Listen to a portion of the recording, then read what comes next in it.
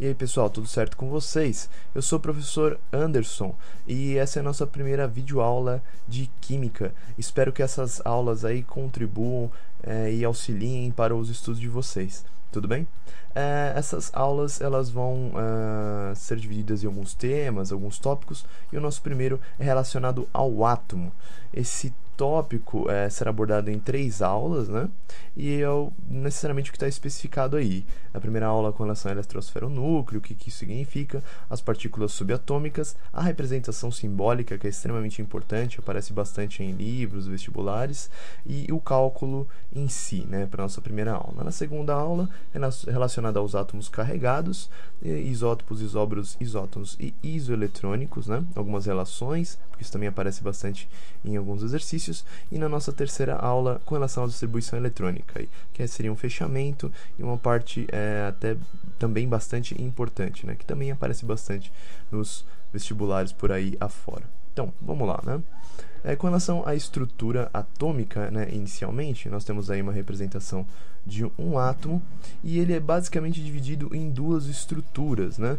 Uma que é o núcleo, essa parte aí em vermelho, né, indicado pela setinha, que é o local onde se encontram as partículas subatômicas. Quais elas, né? Os prótons e os nêutrons, são 2.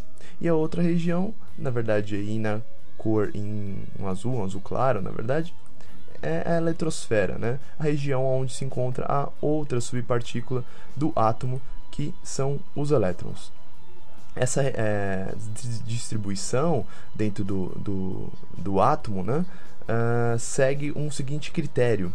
A eletrosfera ela detém o maior volume do átomo, relacionado, se você for comparar com ele inteiro, né? E o núcleo detém o menor volume atômico. Então, o núcleo, apesar de ter 2 partículas, né, ter os prótons e os nêutrons, ele detém o menor volume do átomo. E a eletrosfera, apesar de ter aí só uma subpartícula, os elétrons detêm o maior volume atômico, correto? Bom, com relação aos prótons, os elétrons e os nêutrons, eles são dotados de cargas, né? Essas cargas relacionadas aos prótons, a gente indica com um valor positivo, um sinal positivo. Isso, na verdade, é uma norma, né? É um padrão que foi adotado. Não significa que, na verdade, os prótons têm essa carga aí, né, positiva, ou símbolo, na verdade. Foi adotado um padrão, e o padrão adotado para os prótons é a carga positiva.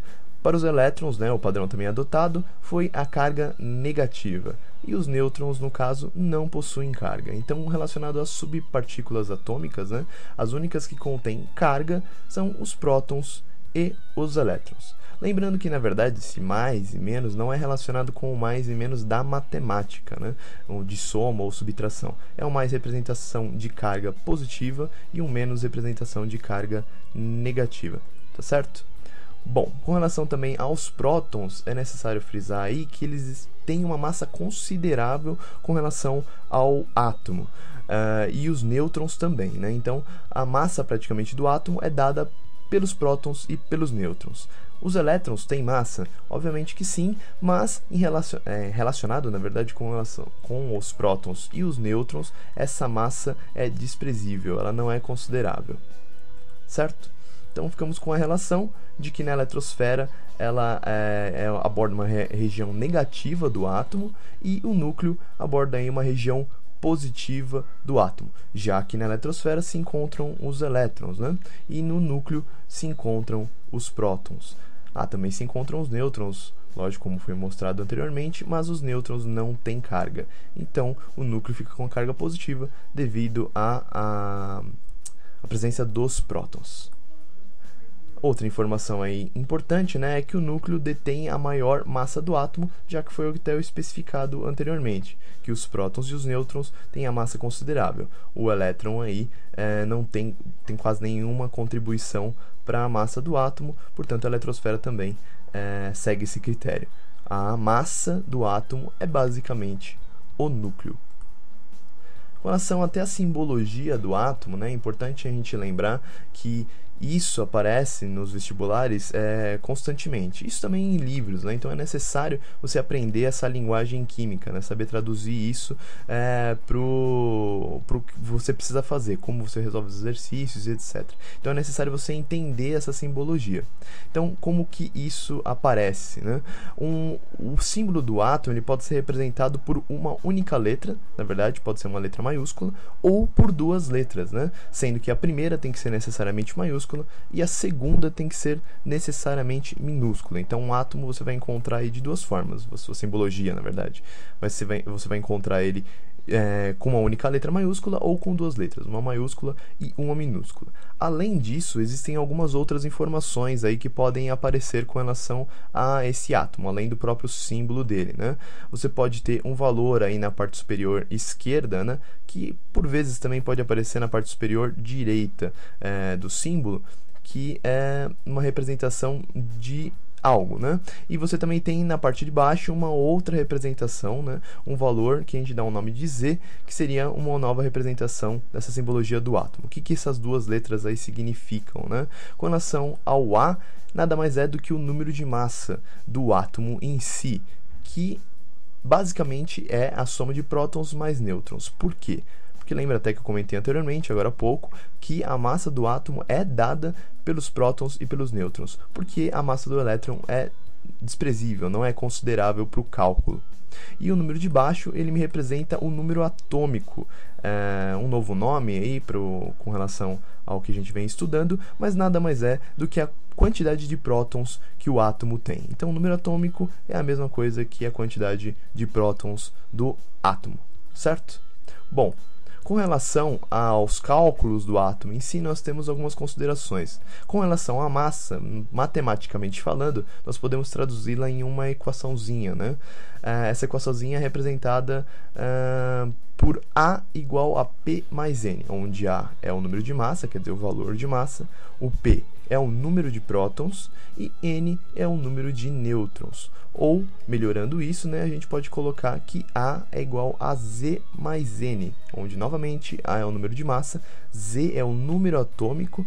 Aí a gente pergunta, né, por que dessa substituição? Por que você substituiu o Z pelo P? Porque, anteriormente, como eu havia dito, né, o número atômico nada mais é do que o número de prótons. Então, eu posso fazer essa substituição aí por essa letrinha. E continuando, mais o N. Continua a mesma coisa, que nada mais é do que o número de nêutrons, né? Então, você tem essas duas equaçõezinhas aí, desculpa. A que é igual a P mais N, ou A que é igual a Z mais N, né? Para um cálculo de massa, para um cálculo de número atômico, ou para um cálculo de número de nêutrons, né? Caso você tenha dois valores, você consegue encontrar um deles necessariamente. Bom, e com relação aos átomos neutros, né, nós temos uma segunda relaçãozinha aí que é bom a gente lembrar, que é essa que está aí embaixo, que é o Z é igual a P, que é igual a E, né? O que isso significa? O número atômico é igual ao número de prótons, que foi o que eu acabei de falar com relação também até a troca ali do símbolo de P para Z no cálculo da massa. E isso também vai ser igual ao número de elétrons quando eu tiver um átomo neutro, quer dizer, o átomo ele tiver uma igualdade com relação ao número de prótons, cargas positivas, e com relação ao número de elétrons, né, cargas negativas. E aí como que eu identifico isso na simbologia atômica, né? É só eu verificar com relação ao átomo se ele tem alguma carguinha do lado direito. Se ele tiver alguma carga do lado direito, seja ela positiva ou negativa, aquele átomo está carregado e, portanto, não vale essa relação aí que eu acabei de colocar para vocês. Caso contrário, o átomo não tenha carga nenhuma do lado direito, representada por positivo ou negativo, vale essa representação, certo? Bom, então vamos a um exemplo aí com relação a um átomo de oxigênio. Ele é representado pelo símbolo O maiúsculo, uma única letra. O oxigênio aí não é representado por duas. E para ele também existem os dois valores, né? Aí no caso, na parte superior esquerda, o valor 16, e na parte de baixo, na parte inferior, desculpa, do lado esquerdo, o número 8. Seguindo a regrinha do que nós estamos falando anteriormente, esse número 16 me representa o número de massa do oxigênio, né? E esse número 8 me representa o número atômico do oxigênio. Bom, lembrando aí, então, com relação aos cálculos, o que nós podemos predizer com relação a esse átomo? Que o número de massa dele é igual a 16. né? Já que o número de massa fica na parte superior esquerda aí da simbologia. Na parte inferior, do lado esquerdo, nós temos o número atômico. Então, o número atômico do oxigênio é igual a 8. O número de prótons nada mais é do que o número atômico. Portanto, o número de prótons também é igual a 8. O número de elétrons, seguindo aquela regra do átomo neutro, né, com relação a ele não ter carga, nós verificamos aqui nesse símbolo não existe nenhuma carga positiva ou negativa no átomo, então ele está realmente neutro, segue aquela regrinha que Z é igual a P, que é igual a E. Então, o número de elétrons vai ser necessariamente igual ao número de prótons. Correto? Então, também igual a 8. E o número de nêutrons a gente consegue achar através daquela formulinha matemática, né? De A, que é igual a Z mais N, fazendo as substituições. A é igual a 16, quer dizer, o número de massa é igual a 16. Z é igual a 8, quer dizer, o número atômico é igual a 8. E fazendo a continha aí, nós encontramos o número de nêutrons, né? Que é representado pela letrinha N. Tudo bem? Bom, pessoal, essa foi a nossa primeira aula, né, com relação a alguns tópicos relacionados ao átomo. Espero que eu tenha ajudado vocês com relação aos estudos e vamos esperar aí a próxima aula, tá certo? Muito obrigado pela atenção de vocês e um abraço a todos.